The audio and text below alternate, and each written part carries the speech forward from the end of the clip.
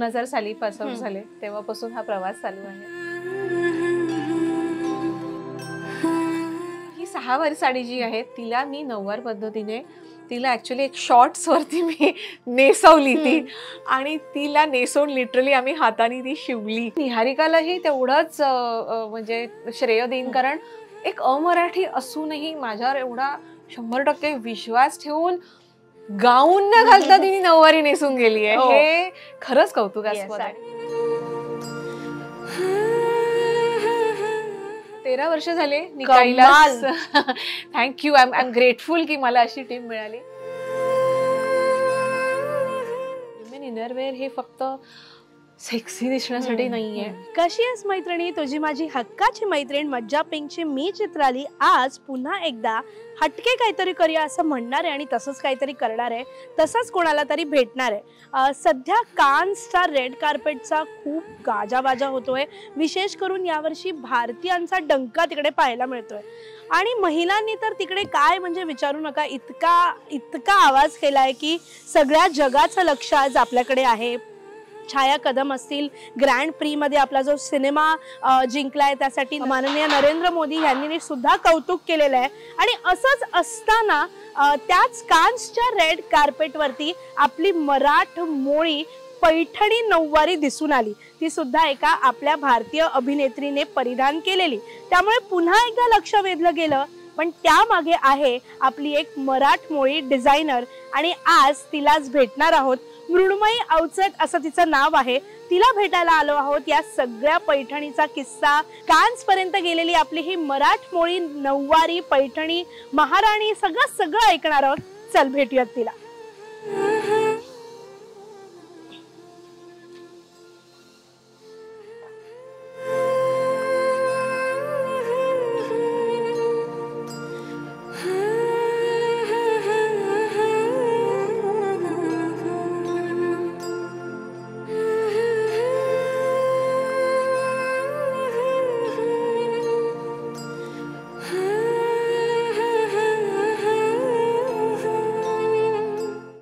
कानची एवढी हवा आहे आणि त्यामध्ये जर आपलं मराठमोळं वस्त्र तिथे जातं आणि ते सुद्धा एक स्त्री ते परिधान करते आणि त्यानंतर त्याच्या भोवती गाजावाजा होतो.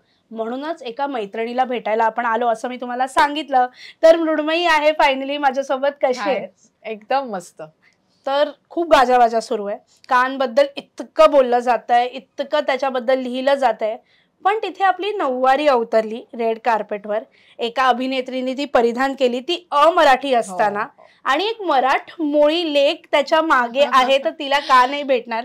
सो पहिला तर तिथूनच सुरुवात करूया की कसं जुळून आलं नऊवारी कान्सच्या रेड कार्पेटवरती जाणार. इथून ती गोष्ट काय आहे मला जाणून घ्यायला मी खूप उत्सुक आहे. पहिले तर खरंच खूप छान वाटतंय की आपली मराठमोळी पैठणी आणि तीही जी पैठणी तिने परिधान केली होती ती 30 वर्ष जुनी विंटेज साडी आहे ती.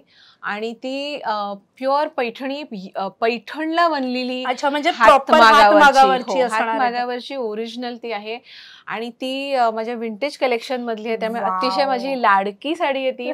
आणि ती तिने तिथे परिधान केली. तिला जेव्हा मी दाखवली, she just fell in love with that colour. तिला खूप आवडला तो रंग. ती खरं 6 वार साडी आहे. अच्छा. पण त्याला मी नऊवार पद्धतीने नेसवलीये तिला. त्याच्या मागचं कारण एक हे होतं की तिला नऊवार सांभाळता येईल का असं तिला वाटत होतं. आणि दुसरं ते रेड कार्पेटवर तिला हिल्स घालायचे होते, त्यामुळे त्या लुकला साजेसं म्हणून हा पर्याय आम्ही निवडला. आणि खरंच खूप छान फिलिंग होतं की येत आहे, कारण एक अमराठी ऍक्ट्रेस आहे जी ती आपल्या मराठी लुकला इतक्या छान पद्धतीने तिथे तिने प्रेझेंट केलं. एक तो प्राईड आणि एक त्याच्यामधला तो अभिमान आपल्या व्हीवर्सचा, आपल्या कारिगरांचा तिने तिथे तो प्रेझेंट केला. त्यामुळे खूपच छान फिलिंग आहे. आणि ऍक्च्युली हे काहीही प्लॅन नव्हतं. तिने मेन्शन केलं. निहारिकाला मी आधी पण स्टाईल केलंय आणि निहारिकाला मी आधी म्हणजे असं म्हणजे माझं तेच विचारायचं होतं की नऊवारीच पर्यंत कसं पोहोचलं? म्हणजे आय एम शुअर तिथल्या रेड कार्पेटवर इतके ग्लॅमरस गाऊन्स असतात, इतकं काय काय असतं. सो हे कसं होतं, कसं चालू झालं, सुरू तर झालं हा सगळा कॉन्व्हर्सेशन? हो, हे खूप इंटरेस्टिंग आहे आणि खरंच म्हणजे हे जुळून आलं. तिने मला मेन्शन केलं की ती जाणार आहे आणि तिचा डेब्यू आहे या फिल्म फेस्टिवलला आणि तिचे 4 मूवीज रिलीज होत आहेत. त्यातले 2 रिजनल आहेत, 2 हिंदी आहेत, 2 शॉर्ट, 2 लॉंग आणि ती खूप एक्सायटेड होती आणि तिने मला जेव्हा तिचा वाढदिवस होता खरं आणि तेव्हा आम्ही कनेक्ट झालो. निहारिकाला आधी पण मी स्टाईल केलं होतं त्यामुळे आमची ओळख होती आणि तिला माहिती होतं की मी हे व्हीवर्स बरोबर वगैरे काम करते त्यामुळे तिला एक तो स्पेशल एक तिला लाइकिंग आहे या सगळ्याचं. त्यामुळे तिला माहित होतं की माझ्याकडे असे ऑथेंटिक व्हीवर्सचे हे मिळतात. आणि जेव्हा तिने मेन्शन केलं तेव्हा माझा पहिला प्रश्न होता की मग तू रेड कार्पेटवर काय घालणार आहेस, कारण आपण सगळेच एवढे एक्सायटेड असतो. आणि ती म्हणली अगं विचारू नकोस, मी एवढे कपडे सिलेक्ट करते आणि इतकी मी कन्फ्युज आहे. ऑफकोर्स मला गाऊन घालायचा आहे आणि मला ग्लॅमरस अमकं लेबल तमकं लेबल आणि ती she is been brought up in Luxembourg त्यामुळे ती ओरिजिन भारतीय आहे आणि तिचं काहीतरी कनेक्शन. हो, ती भारतीय आहे कारण तिचे आजोबा म्हणजे आईचे वडील म्हणजे ओपी नय्यर, लेजेंडरी जे, त्यामुळे तिला इंडियन ओरिजिन आहे पण ती लुक्झमबर्ग मध्ये वाढली आहे आणि तिने लंडन मध्ये तिचा अभ्यास केला. ती कार्डिओलॉजिस्ट आहे ऍक्च्युली आणि ती रिसर्च करते. मग तिचा तर नऊवारीशी असं फार संबंधच नाहीये. पण जेव्हा मी तिला हे सगळं त्यामुळे तिच्यासाठी गाऊन आणि हे सगळे इंटरनॅशनल लेबल्स हे साहजिक होतं एक्सायटेड असणं. आणि त्याच्यात मी तिला विचकत म्हटलं की एक थॉट आहे, नाही आवडलं तर ठीक आहे पण मला असं वाटतं की तुझं इंडियन ओरिजिन आहे तर आपल्या इंडियन व्हीव्स ना करशील का गं प्रेझेंट रेड कार्पेटवर. तर ती म्हणाली की मला आवडेल नक्कीच करायला पण कसं करू मी हे. तेव्हा मी तिला म्हटलं की काहीतरी हटके करूया ना. तर म्हणाली तू सांग मला आधी, तू लुक काय तो सांग. तर तिचा एक केरळी म्हणजे मल्याळी पिक्चर होता त्याच्यासाठी तर मी साधी साडी तिला सुचवली, एक गोल्डन आणि ऑफ व्हाईट. तर ती म्हणाली ही तर एलिगंटच वाटते गोल्ड आणि पण मराठी तिचं म्हणजे कॅरेक्टर आहे. बिंग अलाइव्ह हा जो तिचा शॉर्ट फिल्म आहे त्याच्यात तिने मराठी कॅरेक्टर तिने प्ले केलाय. तर तेव्हा माझ्या डोक्यात मी म्हटलं पण तिला पैठणी देऊया, पण मग पैठणीला आपण काय करू शकतो वेगळ्या पद्धतीने. तर मी तिला म्हटलं नऊवार पैठणी नेशील का.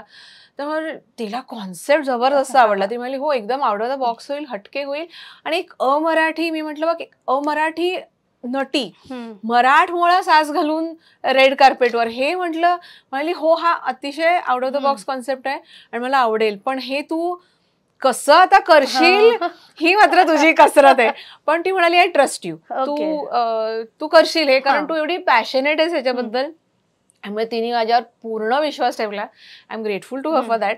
आणि लिटरली मी तिला जसं सांगितलं तसं तिने परिधान केलं. तिच्या बरोबर म्हणजे स्वतःतून नाही गेले पण तिथे मग तिला हेल्प डिझायनर बिकॉज ती नऊवारी आहे तर ती नेसलेली दिसते. सो मग तिथे कोणी आहे सोबतीला? इनफॅक्ट हे सगळं म्हणजे तुला खरं नाही वाटणार पण हे अतिशय लास्ट मिनिटला झालेलं आहे कारण तिचे गाऊन्स आणि हे सगळं सॉर्टेड होतं.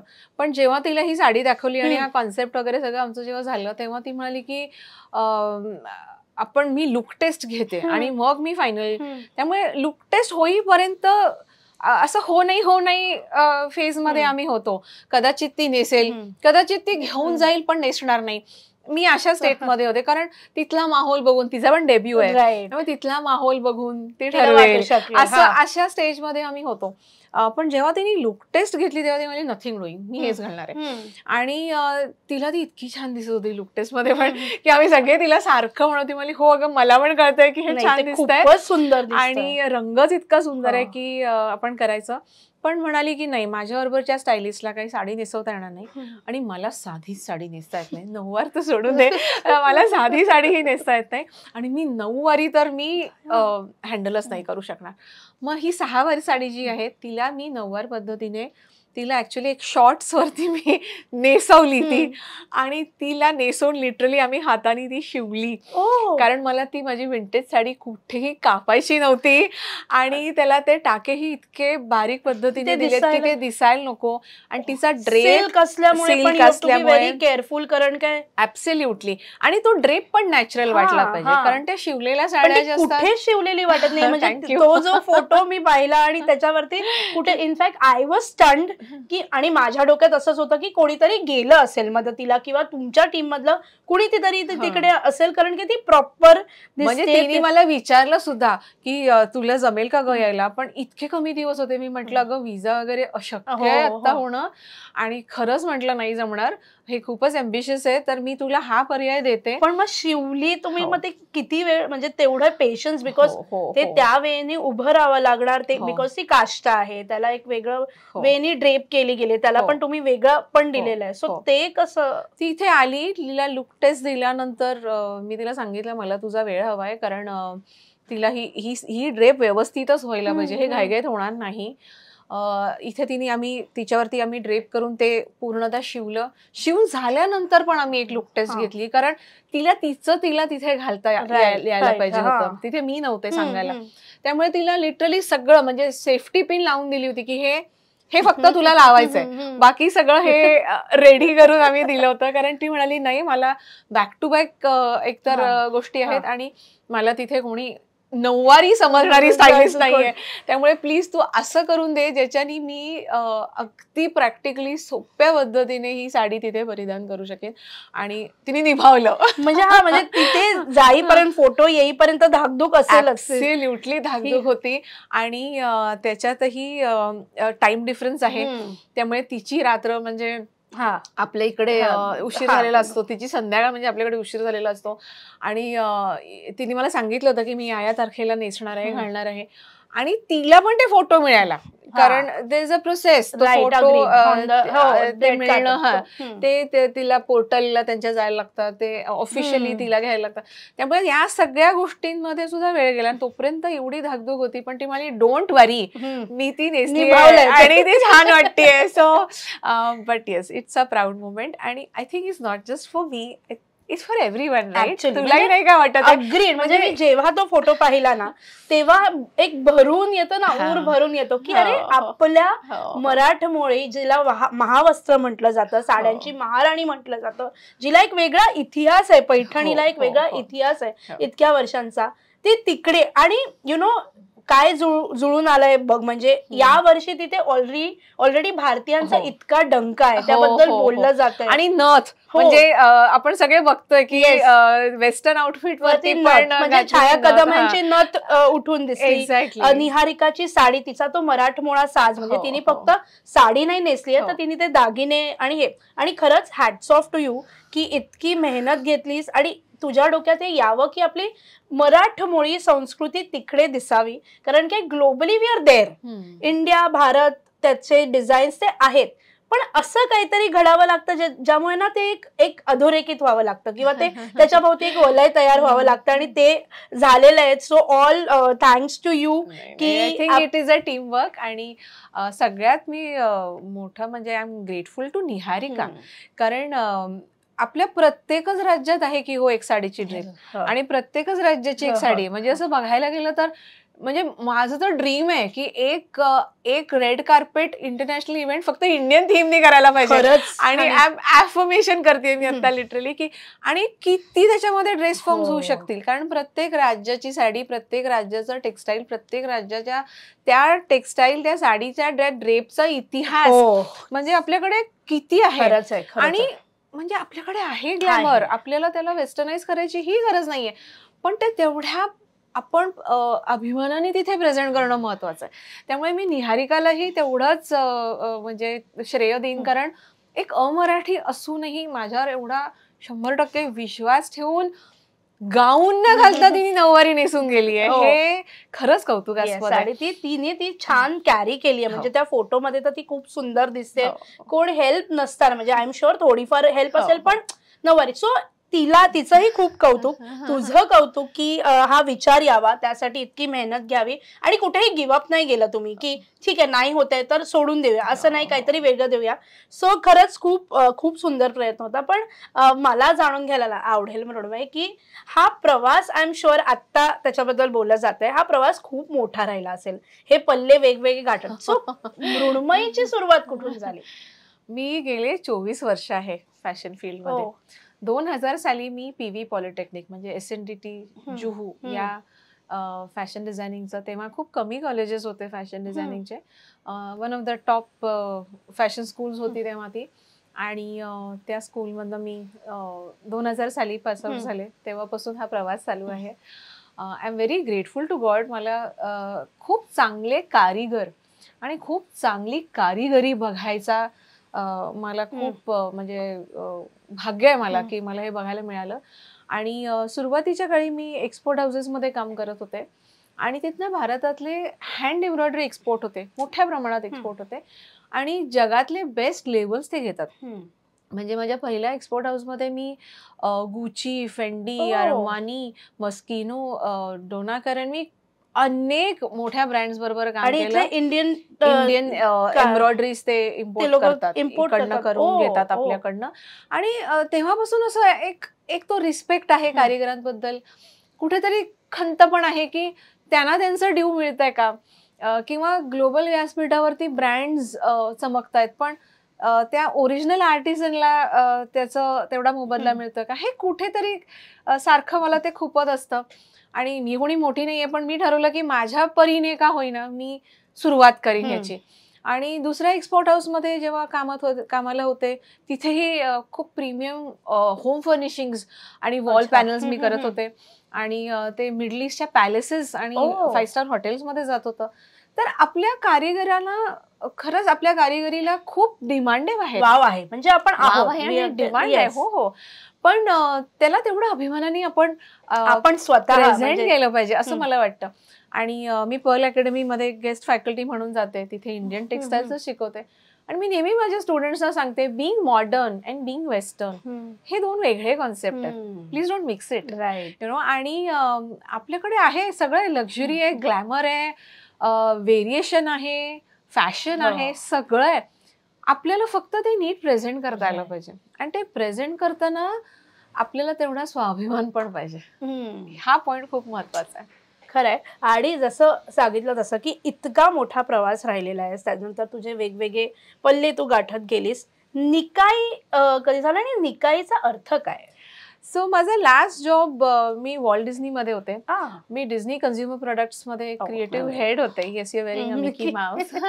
It's very very fond memories that you are bringing back to me. So Disney was a magical journey for me. 5.5 वर्ष डिझनीचे जी कामं केली, खूप out of the box projects करायला मिळाले. तिथे असताना in fact Indian Mickey avatar project मी हँडल केला. त्याच्यासाठी मला खूप तिथेही अवॉर्ड्स आणि खूप देवाच्या कृपेने इंडियन आउटफिट, महाराजा मिकी आम्ही केला होता. आणि तो अवतार मनीष अरोरा या दिल्ली बेस्ड डिझायनर आहेत आपले, त्यांनी पॅरिस फॅशन वीक मध्ये त्याला प्रेझेंट केलं. नंतर डिझनीच्या दुसऱ्या स्टोरीज होत्या, जंगल बुक होतं, मिकी रॉक म्हणून आम्ही एक कॉन्सेप्ट रिबॉक बरोबर केलं होतं. असे अनेक projects, Lakme fashion week, Wills India fashion week, Paris fashion week, अशा अनेक ग्लोबल यु नो आणि नॅशनल लेवलवरती प्रेझेंट करण्यात आलं. तिथे मी कोलॅबरेशनमध्ये मनीष अरोरा बरोबर काम केलं होतं. आणि मला मुलगा झाला 2011 मध्ये. आणि त्याच्यानंतर मी त्या कॉर्पोरेट जॉब सोडायचा निर्णय घेतला. त्याची एक मेडिकल कंडिशन होती आणि त्याला 1-1.5 वर्ष मला लक्ष देणं खूप गरजेचं होतं, म्हणून तो डिसिजन घेतला. आणि ते सगळं कारिगर आणि आपली म्हणतात ना नेहमीच होतं. त्यामुळे माझे स्वतःचे कपडे मी करवून घ्यायचे. आणि मला तेव्हा खूप जण विचारायचे की तुझे कपडे कुठून घेतलेस असं. तर मी म्हणायचे नाही, मी स्वतः केले. तर जेव्हा जॉब सोडला तेव्हा सगळे माझे हे कलिग्स, घरातले माझे कझिन्स किंवा मैत्रिणी हे सगळे यायला लागले आणि म्हणाले की आता तू आता घरी आहेस ना, तर तू आम्हाला तुझ्यासारखे कपडे करून. तर तिथून ती सुरुवात झाली. It was a compliment. तिथून सुरुवात झाली. आणि माझे मास्टरजी म्हणजे जे माझे कपडे घरी येऊन घेऊन जायचे आणि बनवायचे, मी त्यांनाच बोलवायला सुरुवात केली. आजही माझ्याकडे तेच आहेत कामाला इतकी वर्ष. आणि 13 वर्ष झाले निकाईला. थँक्यू. आय एम ग्रेटफुल की मला अशी टीम मिळाली. आणि 13 वर्ष होतील आता निकाई सुरू करून. आणि माझा मुलगाही 13 वर्षाचाच आहे. 2 बाळं एकत्र मोठी झाली. 2 बेबीज. आणि हे घरात ना ऍक्च्युली तेव्हा असं प्लॅनही नव्हता. मी सुरुवात केली कारण लोक विचारत गेले आणि मी त्यांच्यासाठी कस्टमाइज कपडे बनवत गेले. आणि मग कुठेतरी व्ह्युअर्सना कळत गेलं की अरे मी त्यांना हेल्प करायचा प्रयत्न करते. कारण मी जेव्हा डिझनीमध्ये होते तेव्हा आम्ही असं वीकेंड क्रीडागिरी कुठेतरी ट्रॅव्हल करायचं, मग त्यांच्याकडनं काहीतरी कलेक्शन आणायचं, फंड रेझिंग साठी करायचं, त्यामुळे असे कॉन्टॅक्ट होते. मग तेव्हा त्यांना जेव्हा कळलं की आता मी फुल टाइम जॉब सोडून हे करते, तेव्हा ते मला दीदी हमें बताओ, हम भी आपको बना के देंगे. मग सुरुवात झाली. मग हँडलूमच्या साड्या, हँडलूमची कापडं, असं करत म्हणजे जे मी माझ्या क्लायंट्सना डिझाईन करून देत होते त्याच्यात मी हँडलूम एलिमेंट इनकॉर्पोरेट करायचा. रूट्स आहेत ते तू इंटॅक्ट ठेवले म्हणजे. आणि मला असं वाटतं एवढं आहे एक्सप्लोअर करायला की त्याच्यासाठी मी सुरुवात केली. आणि जेव्हा सुरुवात केली तेव्हा असं वाटलं नव्हतं इतकं मोठं होईल, पण जेव्हा मुलगा 1 वर्षाचा झाला तेव्हा आधी मी घरातनच करत होते, तेव्हा लिटरली 1 वर्षानंतर अनोळखी बायका यायला लागल्या. कारण तुझी मैत्रिणी, मग मैत्रिणीची मैत्रिणी, वर्ड ऑफ माउथ नाही मला पण आवडेल. आणि नंतर ते म्हणायला लागले, अगं साधाच ड्रेस होता पण काय माहिती मला एवढ्या कॉम्प्लिमेंट का मिळाल्या. तेव्हा त्यांना मी हे सांगत होते की ते थॉटफुल होतं. कस्टमाइज क्लोदिंग हे थॉटफुल आहे. आणि आज आपण स्लो फॅशन म्हणतो किंवा सस्टेनेबल फॅशन म्हणतो, ऍक्च्युली आपल्याकडे होतच की. आपण लहानपणी कधी कपडे घ्यायचो नवीन, जेव्हा वर्षातून जेव्हा दिवाळी आहे, घरात लग्न कार्य आहे, आपला वाढदिवस आहे. म्हणजे स्लो फॅशन हे ऍक्च्युली भारतीयच आहे की. पण नंतर हे रेडीमेडचं फॅड आलं, मग सेल लागायला लागले, मग एकावर एक फ्री मिळायला लागलं, मग अमकी ब्रँड, मग तमकी ब्रँड, मग इंटरनॅशनल ब्रँड, मग या सेलिब्रिटीने एंडोर्स केलं त्या. आणि हे फास्ट फॅशन मध्ये आपण अडकलो नाही का. पण आपली संस्कृती जर बघितली तर आपण स्लो फॅशनच होतो की. आपल्याला जेवढे रिक्वायर्ड आहे तेवढेच आपण कपडे घेत होतो. म्हणून आजही मी माझ्या क्लायंट्सना हेच सांगते की जास्त कपडे असण्यापेक्षा योग्य कपडे असले पाहिजे. आणि नाही तर कपाट भरून कपडे आहेत पण घालायला काहीच नाही आहे ना. हे आपल्या सगळ्या म्हणजे युनिव्हर्सल प्रॉब्लेम आहे. त्यामुळे कपाट भरलेला आहे. Thoughtful dressing. आणि मग जेव्हा थॉटफुल ड्रेसिंग आहे तेव्हा हा अँगल की हँडलूमचं घाला, आपल्या कारिगरनी केलेलं घाला, नॅचरल घाला. ह्यातनं हे निकाई वाढत गेलं. निकाईचा अर्थ काय? हो, निकाई हा शब्द पाली भाषेतला शब्द आहे. अच्छा. आणि याचा शब्दाचा अर्थ आहे कलेक्शन ऑफ रेअर थिंग्स. आणि सिन्स आय एम कलेक्टिंग आपलं going back to the roots, going back to the tradition, Pali भाषा ही लुप्त झाली आहे, तर त्या भाषेतला हा शब्द होता. तेही रूट्स जपलेले आणि मृण्मयी आणि निकाई रायमिंग पण होतं. सो समवेअर निकाई हे नाव मला आवडलं आणि वेगळं होतं, लोकांना हे लक्षात राहील असं होतं. तर तेच पुढे मी घेऊन वाढवत गेले.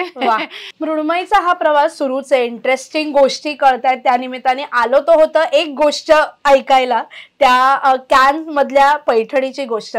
पण त्यानंतर तुझा हा प्रवास ऐकून खूप भारावले मी तर.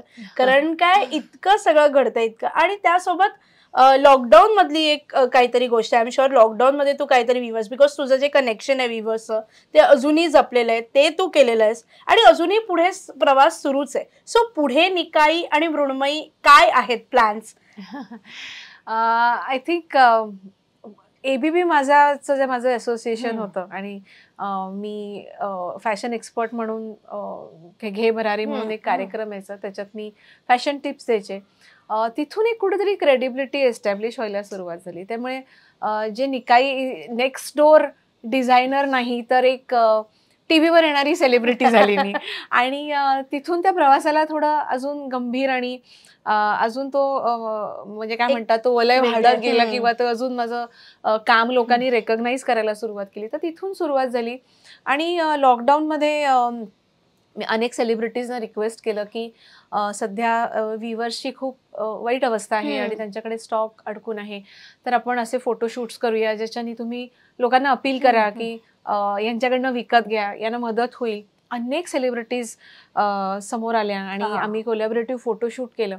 आणि ह्यानी एक म्हणजे काय म्हणतात स्वार्थातनं परमार्थ म्हण किंवा काय, I don't know, it happened. त्यांनी नक्कीच व्ह्युअर्सना खूप फायदा झाला, पण त्यांनी मलाही एक रेकग्निशन मिळायला सुरुवात झाली की कुठेतरी ही सेलिब्रिटीज बरोबर असोसिएशन मिळायला लागलं. आणि काही सेलिब्रिटीजनी म्हणजे माझ्याकडनं विकतही घ्यायला सुरुवात केली. काही सेलिब्रिटीजनी मला सांगितलं नाही तू मला स्टाईलही कर. म्हणजे एकातनं एक असं काम होत गेलं. गोईंग फॉरवर्ड निकाई मी एक नवीन प्रोजेक्टवरती काम करतेय. मी आता प्रायव्हेट लिमिटेड केलंय, त्याचं फंडिंग सुरू केलंय. पहिली फ्रेंड्स अँड फॅमिलीची फंड रेझिंग राऊंड जस्ट मी आता क्लोज केली आहे. तर गोल तर मोठा सेट केलाय. वा. तर त्याच्यात एक नवीन व्हर्टिकल मी लावलंय. त्याच्यावरती मी काम करतेय नवीन व्हर्टिकलवरती. ते नवीन व्हर्टिकल म्हणजे कस्टमाइज इनरवेअर, बायकांसाठी कस्टमाइज इनरवेअर.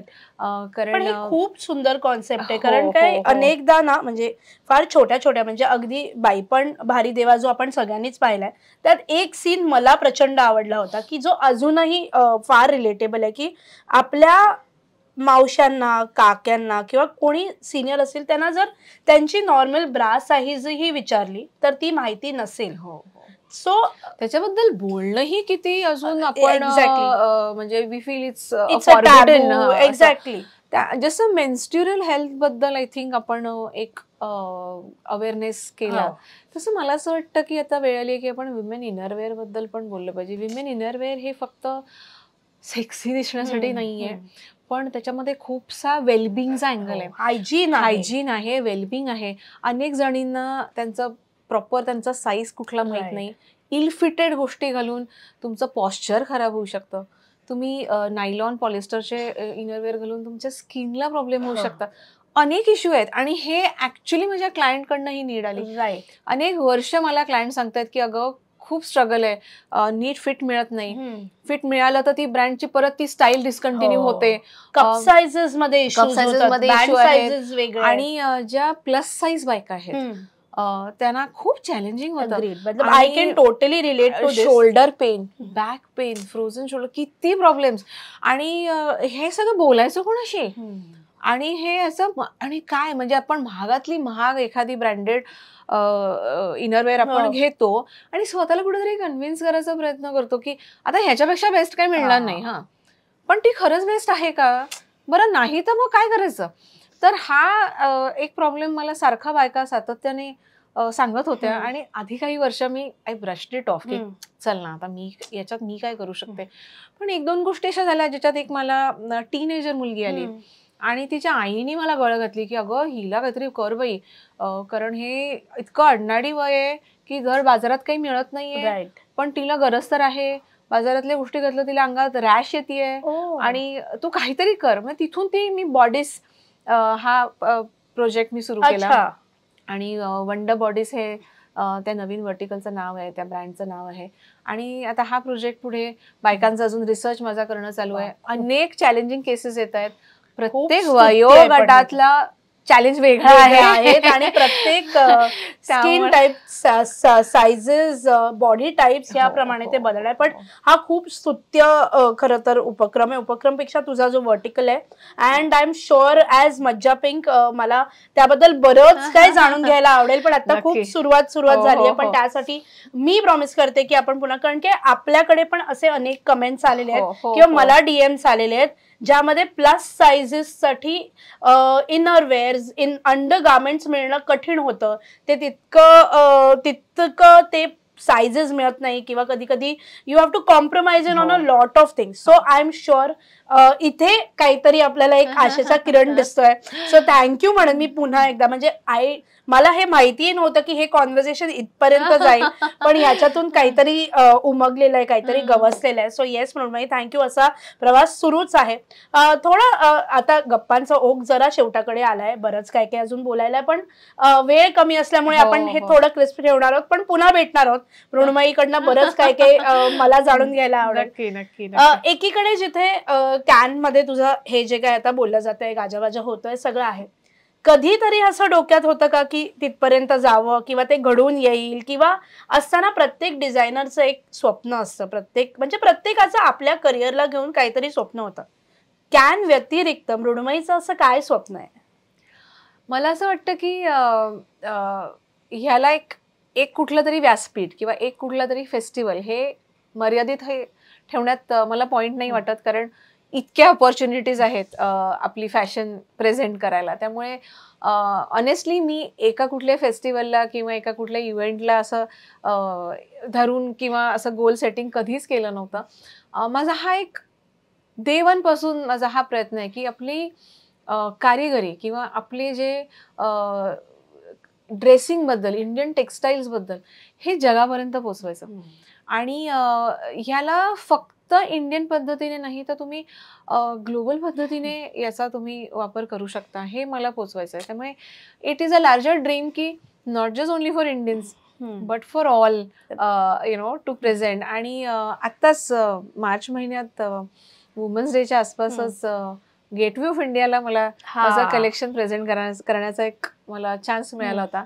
आणि ऑनेस्टली मी जेव्हा गेटवे ऑफ इंडियाला लहानपणी आले होते तेव्हा असं वाटलं नव्हतं की इथे येऊन मला माझे डिझाईन्स प्रेझेंट करायचा चान्स मिळेल. तसं स्कॅनचं होतं की मला कधी वाटलं नव्हतं की सेलिब्रिटीज तर आपण सारखेच बघत असतो आणि ॲज अ फॅशन स्टुडंट तर त्याचा अभ्यासही करत असतो. तर ऑनेस्टली वाटलं नव्हतं. पण कुठेतरी मनात एक खूप स्ट्रॉंग इच्छा होती आणि अजूनही आहे की आपल्या इंडियन टेक्स्टाईल्सना हे ग्लोबल प्लॅटफॉर्म मिळायला पाहिजे. आणि त्याच्यासाठी मला असं वाटतं की आपलं यूथनी पहिले त्याला एक्सेप्ट करणं खूप महत्त्वाचं आहे. इंडियन टेक्स्टाईल म्हणजे खादीची फक्त साडी नाही, इंडियन टेक्स्टाईल म्हणजे फक्त साड्या नाही, किंवा इंडियन टेक्स्टाईल म्हणजे आपल्या आईला आजीला लागतात हे कपडे नाही. हा एक माइंडसेट बदलण्यासाठी मला वाटतं आपण काम केलं पाहिजे सगळ्यांनी. आणि हे जेव्हा बदलेल ना तेव्हा आपण आपोआपच ग्लोबल होऊ. खरंय. कारण आता भारतीय सगळीकडेच आहेत आणि नाव मोस्ट ऑफ अस आर म्हणजे आपण बघतो की नेक्स्ट पिढी ही ग्लोबल सिटीजन्स आहेत. त्यामुळे ते मर्यादित राहणार नाही फक्त आपल्या देशापुरतं किंवा आपल्या सिटीजन्स पुरतं. तर हे माझं स्वप्न आहे की taking Indianness to a global platform जिथे we are not shouting about it. It is accepted. म्हणजे जसं आपण पॅरिसला म्हणतो की हे फॅशनचं एक कॅपिटल आहे, तसं टेक्स्टाईल्स आणि हेरिटेज याच्यासाठी इंडिया हे, किंवा एक व्हरायटीसाठी एथनिसिटीसाठी इंडिया, हे आपण सहज होऊ शकतो नाही का? कारण आपल्याकडे केवढं आहे. आणि हे कुठेतरी सुरुवात झाली याचा खूप आनंद वाटतो. आणि हेच मोठं स्वप्न म्हणेन मी की होईल आणि आपण प्रत्येक स्त्री ह्याच्यामध्ये कॉन्ट्रीब्यूट करू शकते. मी असं या व्यासपीठावर तर मी अगदी आवर्जून सांगेन की आपण कोणीही लहान नाही आहोत. Every lady can make a difference. वा. आणि प्रत्येकीने जर ठरवलं की आज मी 10 गोष्टी घेते, आज मी 10 गोष्टींचं शॉपिंग करते, त्यातली एक गोष्ट मी अगदी कॉन्शियसली अशी घेईन ज्यांनी आपल्या देशातल्या हातमागाच्या कारिगरला, एम्ब्रॉयडरीच्या कारिगरला, हँड डायरला, पारंपरिक आपले जे कारिगर आहेत त्यांना फरक पडेल. असं जर प्रत्येक स्त्रीने ठरवलं तर मला सांग आपण नाही का रेव्होल्युशन करू शकत? खरंच. आणि किती मोठी गोष्ट आहे. अगदी छोट्या वे मध्ये आपण खूप मोठ्या गोष्टी करू शकतो. थोडे छोटीशे बदल जे आहेत ते मोठ्या गोष्टीसाठी. आणि खरंच की 10 गोष्टी घेतात तर एक गोष्ट आपण ती, आणि आपले कारिगर अनेक वर्ष इतिहास घेऊन तर अजूनही जिवंत आहेत. मग ती बांधणी असेल, बनारसी असेल, अगदी सिल्क पासून कॉटन पासून इतकं आपल्याकडे आहे. तर जितका ज्या राज्यात किंवा राज्यातल्या आतल्या इंटिरियर्स मध्ये गेलो की त्या गोष्टी बदलतात. सो बरंच एक्सप्लोर करण्यासारखं आहे. आणि थँक्यू मृण्मयी हे अशा पद्धतीने सुद्धा पोहोचवण्यासाठी. सो येस, रेव्होल्युशन आपल्या हातात आहे जसं ते म्हणाली तसं. आणि करायला काय हरकत आहे, म्हणजे काहीच हरकत नाही. पुढच्याला तुझा शर्ट मी डिझाईन. येस. ओ वा, डन. आणि मी थँक्यू सो मच. सो आपण पुन्हा तर तुला भेटणारच आहोत. पण जाता जाता कॅनमध्ये इतका गाजावाजा होतोय, खास करून महिला ज्या आपल्या भारतीय आहेत त्या तिथे उठून दिसतात. म्हणजे छाग आहे. मग छाया कदम यांची नटच असेल, ग्रँड प्री मध्ये त्यांचा सिनेमा असेल, पहिली महिला जिला तिथे अवॉर्ड मिळाला असेल, हे सगळं बोललं जात आहे. याकडे एक स्त्री म्हणून कशी पाहतेस? खूपच छान वाटतंय. म्हणजे आपण कुठेतरी नेहमी स्वतःला प्रूव्ह करायला कुठल्या तरी स्त्री संघटनेमध्ये जाऊन झेंडा काढायची गरज, हे दाखवायची किंवा निदर्शनं करायची गरज नाही. पण आय थिंक आपल्या कर्तृत्वाने आपण स्वतःला खूप चांगल्या पद्धतीने प्रूव्ह करू शकतो, हे आता दिसतंय. आणि इतकं छान वाटतं हे बघताना की एफर्टलेसली हे सगळं ते करतायत.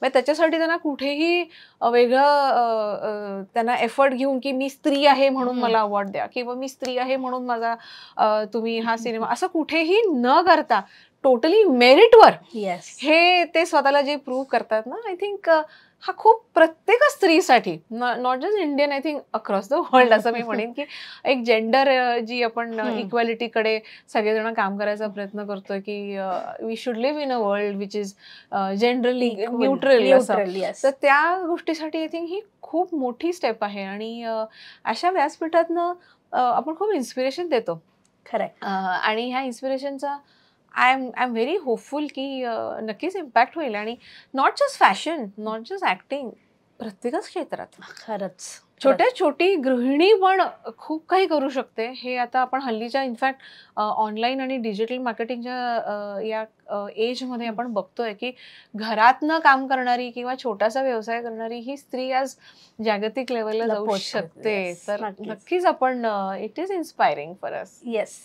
तर येस, आणि अगदी थोडकं पण इतकं छान छान मृण्मयीने आपल्याला सांगितलेलं आहे. आणि मृण्मयीकडे बऱ्याच टिप्स आहेत आपल्या सगळ्यांसाठी. सो आय एम शुअर मृण्मयीला पुन्हा पुन्हा भेटायला मला तरी आवडेल. तुम्ही तर मला सांगणारच आहात नेहमीप्रमाणे कमेंट्स मध्ये तिच्याकडून काय जाणून घ्यायला आवडेल. आणि हो, शर्ट प्रॉमिस केलंय त्यासाठी तरी मी पुन्हा भेटणारच आहे मृण्मयीला. मृण्मयी, हे आज तिकडे पाहणारी महिला असेल किंवा मी स्वतः असेल, प्रत्येक जण डिझायनर जे काय आपण हे करतो ते अफोर्ड करू शकते किंवा ते, पण समजा प्रत्येकीला एक सस्टेनेबल फॅशन किंवा एक छान व्यवस्थित सुटसुटी छान दिसायचं असेल तर थोडक्यात तू काय सांगशील तिला? एक जाता जाता काय टिप असेल, जर मृण्मयीकडून एकदम प्रो टिप असेल तर ती काय असेल? आपल्याला जे ट्रेंड्स आहेत ते सगळे ट्रेंड्स ब्लाइंडली फॉलो करण्यापेक्षा त्या ट्रेंडमधनं आपल्याला काय सूट होतं ह्याचा प्रत्येकीने विचार करावा. मला असं वाटतं की आपल्या प्रत्येकीची एक युनिक आयडेंटिटी असते आणि त्या आयडेंटिटीबद्दल म्हणजे आपल्याला काही छोटं वाटण्याची गरज नाही आहे. आपण प्रत्येकच जण स्पेशलच आहोत. आणि हा जो कॉन्फिडन्स तुम्ही घेऊन साधा सलवार कमीज जरी घालून गेलात ना तरी आय थिंक खूप फरक पडेल. तर तुम्ही जेव्हा शॉपिंग कराल नेक्स्ट टाइम तेव्हा सेल आहे किंवा हा मला कमी किमतीत मिळतोय किंवा हा आता एकावर एक फ्री आहे, ह्या थॉट प्रोसेसपेक्षा मला काय चांगलं वाटेल आणि मला काय गरज आहे, माझ्याकडे काय नाहीये किंवा कुठला रंग नाहीये, असं तुम्ही जर थॉटफुल होऊन शॉपिंग केलात ना तर आय थिंक खूप फरक पडेल. येस. सो ही प्रो टिप खरंच लक्षात ठेवा. आणि पुन्हा भेटणारच आहोत जसं मी म्हणतेय तसं. मृण्मयीला थँक्यू सो मच. असेच मस्त मस्त काम करत राहा. आणि मृण्मयीच्या शॉपच्या डिटेल्स किंवा डिझायनर स्टुडिओच्या डिटेल्स मी देणार आहे. सो तुम्हाला जर तिच्याकडनं काही डिझाईन करून घ्यायचं असेल, मस्त छान दिसायचं असेल तर डिटेल्स आहेच. आणि पार्ल्यात आहोत आपण, विल्ले पार्लेला. सो सगळे डिटेल्स मी ॲज युजल डिस्क्रिप्शन मध्ये देणार आहे. Thank you once again. खूप मस्त वाटलं. असंच आम्हालाच नाही, भारतालाच नाही, स्त्रियांना नाही तर सगळ्यांनाच मस्त प्राऊड फील करत राहा. आणि आम्हाला असेच नवीन नवीन संधी देत राहा तुला भेटण्याची, तुझ्यावर गप्पा मारण्याची. Thank you so much. Pleasure is mine. मला हे इथे स्पेसिफिकली मेन्शन करायला आवडेल की तुम्ही हा विषय जेव्हा न्यूजमध्ये पण आपण बघतोय, न्यूजपेपरमध्ये पण बघतोय, पण त्याचं एक विश्लेषण करून किंवा तो एक अभिमानाचा जो क्षण आहे तो तुम्ही खूप छान खुलवताय आणि तो तुम्ही लोकांपर्यंत पोहोचवण्यात तुमचा खूप मोठा सहभाग आहे. त्यामुळे हे सेलिब्रेशन आहे आणि या सेलिब्रेशनमध्ये तुम्ही सहभागी होताय याच्यासाठी खरंच थँक्यू. आणि तुझ्या टीमचे आणि तुझे खरंच आभार. आणि if I can make a difference to Indian textiles, if I can make a difference to the women community, if I can make a difference to my country, I am game. Boss 10 वेळा मला बोलव, मी 10 वेळा गप्पा मारायला तयार आहे. But if I can inspire someone, certainly, any time. So inspiring तर ती आहेच. कुठेतरी जेव्हा आई, नवीन आई झाल्यानंतर तो एक स्पॅन असतो काय करावा, असा अनेक महिलांना प्रश्न पडतो. त्यातून तिने तिचं स्वप्न साकारलंय, तर तुम्ही सुद्धा तिच्याकडनं इन्स्पिरेशन घेऊ शकता. असं बरेच गोष्टी तिच्याकडे, बऱ्याच टिप्स आहेत, बऱ्याच आतल्या काही टिप्स तिने राखून ठेवलेल्या आहेत, त्या तिच्याकडून कधीतरी काढून घेऊया. पण नक्की भेटणार आहोत. Thank you so much. पुन्हा भेटूच. थँक्यू. माय प्लेजर.